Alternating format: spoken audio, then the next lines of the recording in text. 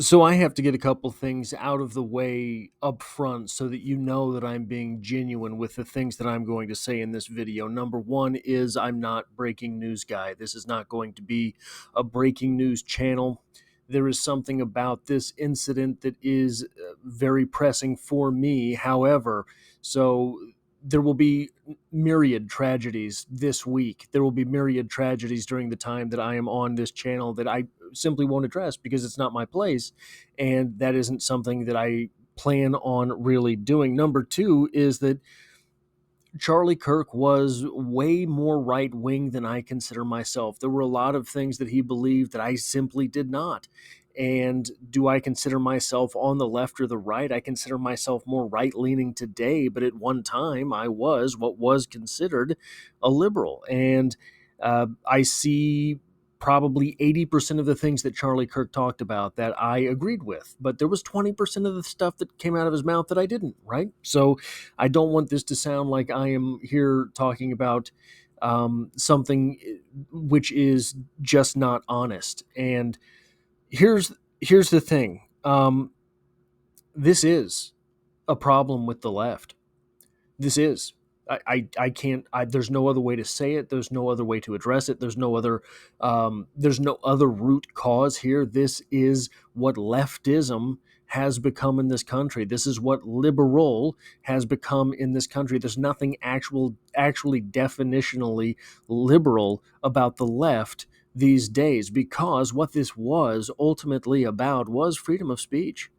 This was an assassination because someone was speaking on a college campus. That's what this was. This was not because Charlie Kirk hurt anyone.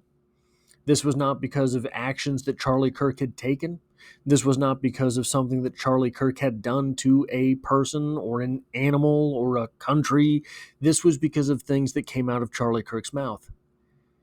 And this is a freedom of speech issue. And whatever liberal means, whatever it actually means, whatever the word itself means, if you look it up, it's not censorship. It's not this type of clamps down censorship of anyone saying anything with which people who are tried and true blue these days, anything that they do not agree with, because that is what has become the left in this country today. That's why I am not part of whatever that is.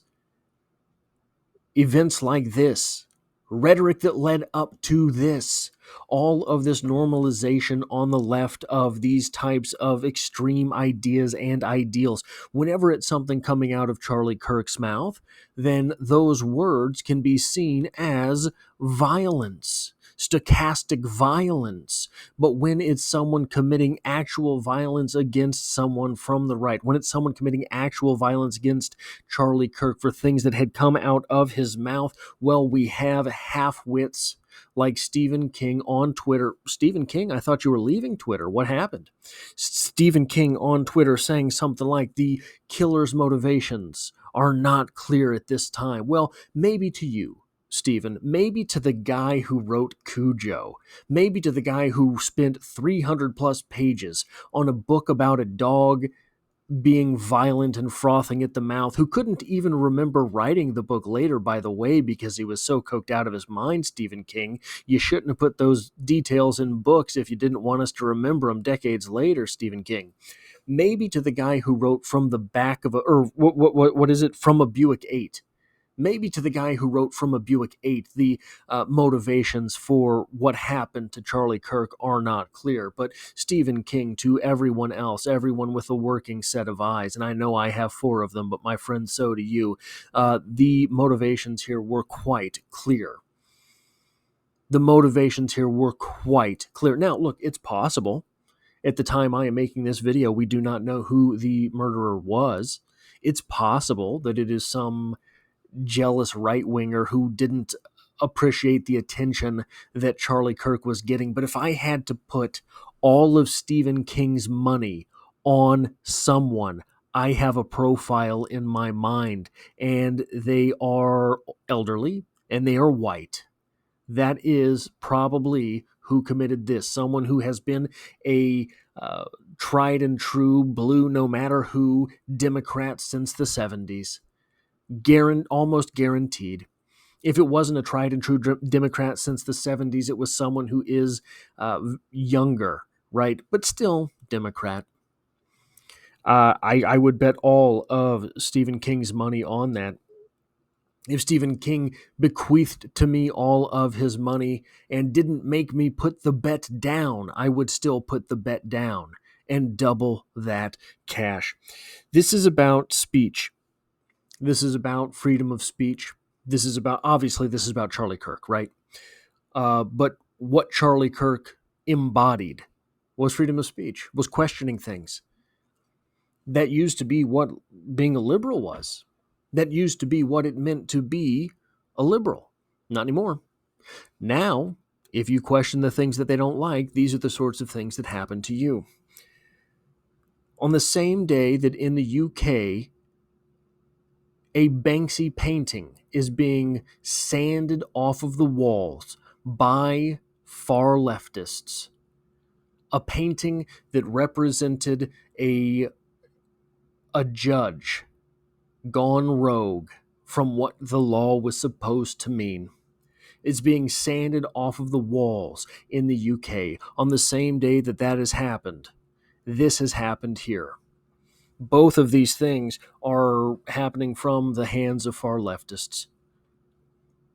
This is something that this country has to get over, has to get through. Because here's the thing. I do not want this from the right either.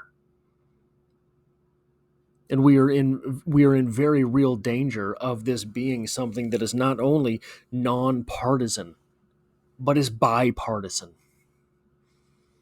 This type of violence being bipartisan is something that should terrify you. This type of violence being something that is bipartisan should just absolutely make your blood run cold, because this is not the country that you want to live in. Not the country where violence is coming from both ends of the spectrum and it's impossible to exist in the middle. I wanted to consider myself non-political, post-political. I wanted very badly in my life to stay out of these types of arguments, because there are so many arguments, like the argument for free speech, which are so much more interesting to me. But I can't anymore. I can't just simply watch these same mindless things happening time and time again. This is a problem from one side in the United States, and it's not the right. I guarantee you can run down a Twitter timeline right now and it will look very stark. I'm sure the politicians right now are saying all of the right things that they have to say because they know they're going to be asked later. I know they're saying it. I do not believe them. That is all. That is all I have.